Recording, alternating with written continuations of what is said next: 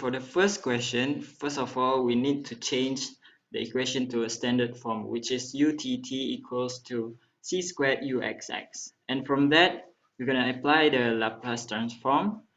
And the Laplace transform is like this. So the u will become big U, and then the t will become s. So the left hand side will become like this, and then equals to c squared, and the u become uxx xs. And then from this, that initial condition will be 0, and then this left, and then gonna take it to the left hand side, so it will equal to 0, and we'll divide all of this by c squared, so that we can get like this. And then we're gonna apply the characteristic equation, which is the m squared minus s squared over c squared equal to 0. Then we're gonna get plus minus of this, and then we're gonna substitute into the general formula, which is like this, plus a positive and negative. Okay, next we're gonna solve the boundary conditions, which is given 0 to infinity. So first of all, we need to find x approaching to infinity, which applied to the general formula, which we can get like this.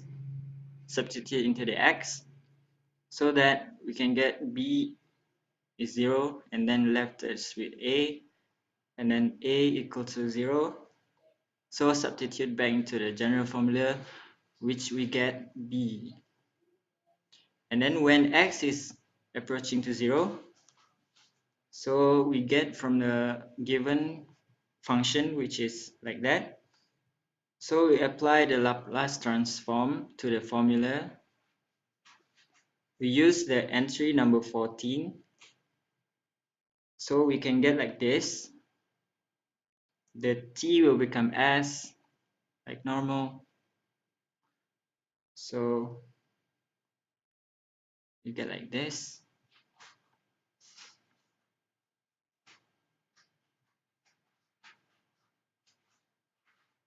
And then b is equal to this. So we substitute back into the formula, the general formula, which is the uxs, like this.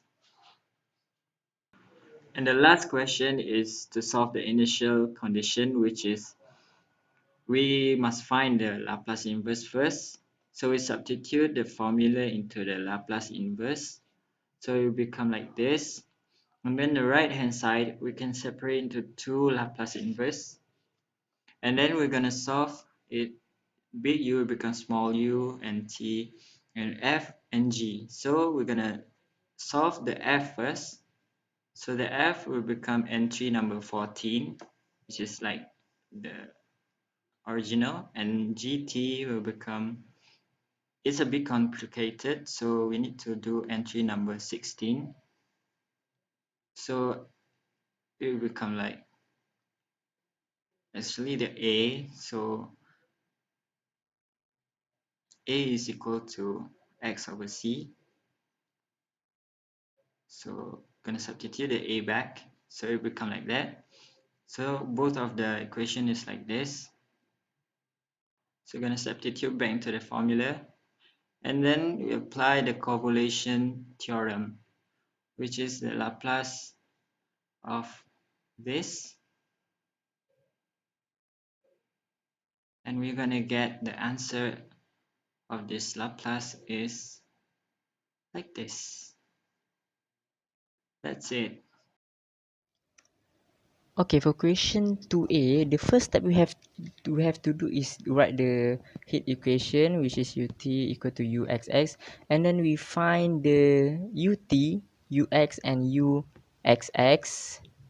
We differentiate ut to the, and then differentiate u in term of x, and differentiate u in term of x double prime. and then we have to equal it with k, and we let k is equal to negative lambda squared, and then from this we can separate it into two equation, which is equation 1 and equation 2, and then we find t based on equation 1.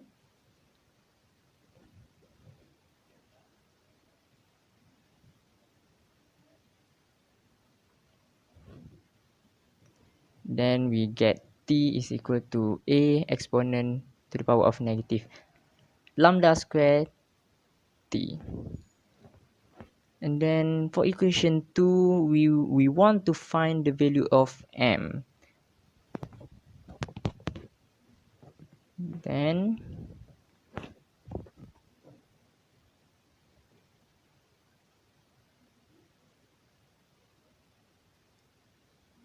I let it equal to 0, and then we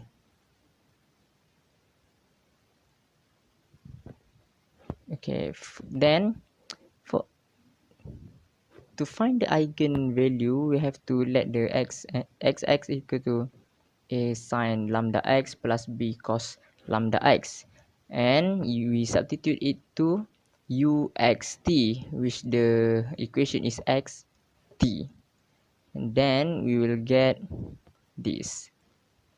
Then we derive it toward x, which is ux xt, and then we get that equation. Then when x is equal to 0, we will get this, which is a is equal to 0.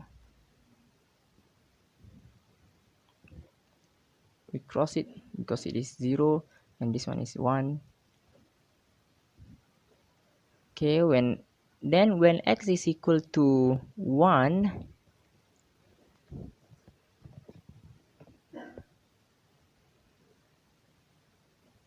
alright, when x is equal to 1, we want to find the value of lambda. Actually,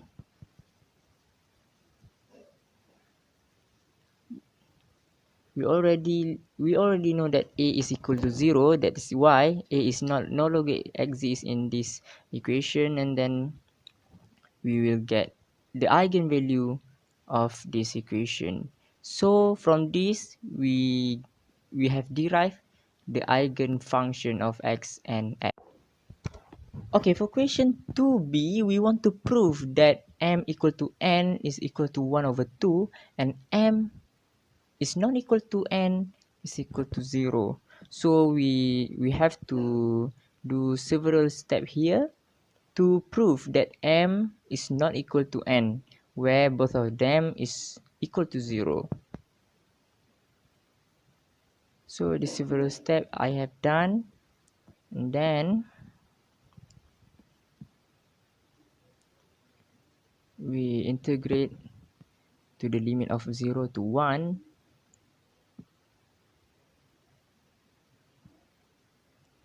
Where the basic we have to master the basic of this PDE equation in order to solve this. So when we integrate this particular function, we will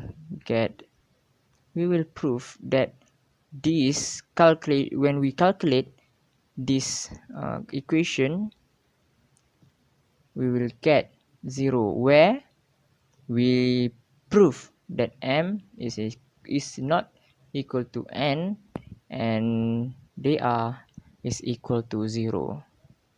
When 1 over 2 times to the power of 0, it will be 0. Note that sine pi is equal to 0. So we have to cancel out both of them. Okay. So we get 0. Then we have to prove another one is where m equal to n and both of them is 1 over 2. So basically the step is the same.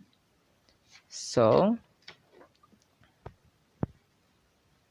note that cos pi x, okay, we integrate cos pi x and minus m, where we will get when half minus half, it will be 0, and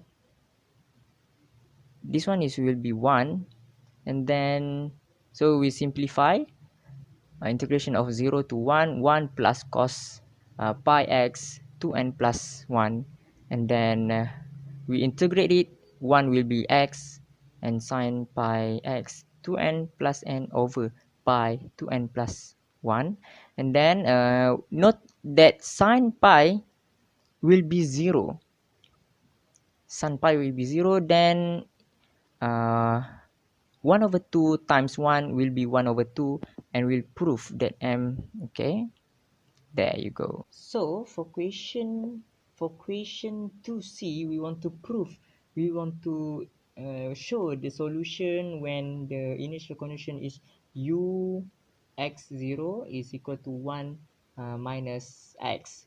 So from question 2a, we already got the eigenfunction, where our eigenfunction is bn cos n plus half pi x, where we will use this to solve this question.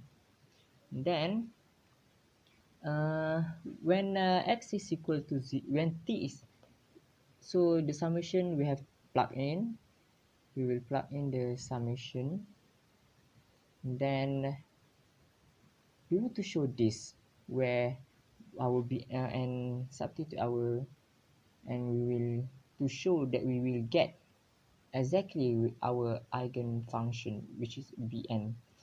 So when when t is equal to 0, we will get exponent to the power of 0, where exponent to the power of 0, so we will use half range expansion,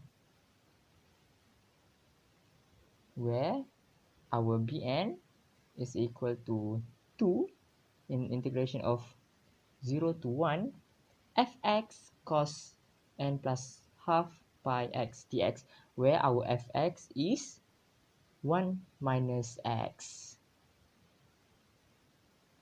So we will do the several steps to integrate these two functions, where we have taken note that we have two functions over here, so we have to use IBP, integration by part.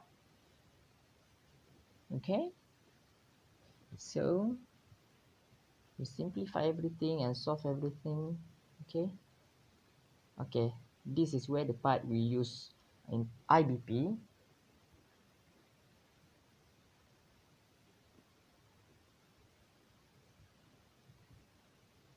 Alright, then we solve the equation, we solve the integration, simplify everything. Okay, note that I integrate sine, we will get negative cos.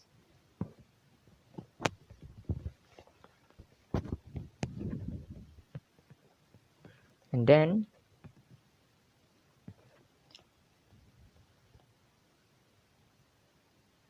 okay, remember to substitute our limit, which is 0 to 1.